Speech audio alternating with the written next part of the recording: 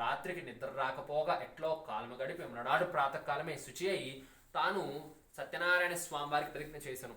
ఓ స్వామి, ఈ దినమున నా దగ్గరున్నంత ధనమంతా కూడా చేకూర్చి మీ యొక్క వ్రతాన్ని ఆచరిస్తాను, నాపై కరుణ చూపండి అని స్వామివారికి వేడుకొని తాను ధనమంతా చేకూర్చి స్వామివారికి కావలసిన వ్రతాన్ని సామాగ్రిని చేకూర్చుకొని తాను తీసుకువచ్చి బంధుమిత్రులను ఆహ్వానించి వ్రతాన్ని ఆచరించను. వ్రత ప్రభావన క్రమంగా తన దరిద్రము తొలగిపోతూ తన కష్టాలని దూరమవుతూ ఉండెను. అది గమనించిన ఆ బ్రాహ్మణుడు విడవక ప్రతి మాసమున సత్యనారాయణ స్వామి వారి వ్రతాన్ని ఆచరిస్తూ వచ్చను.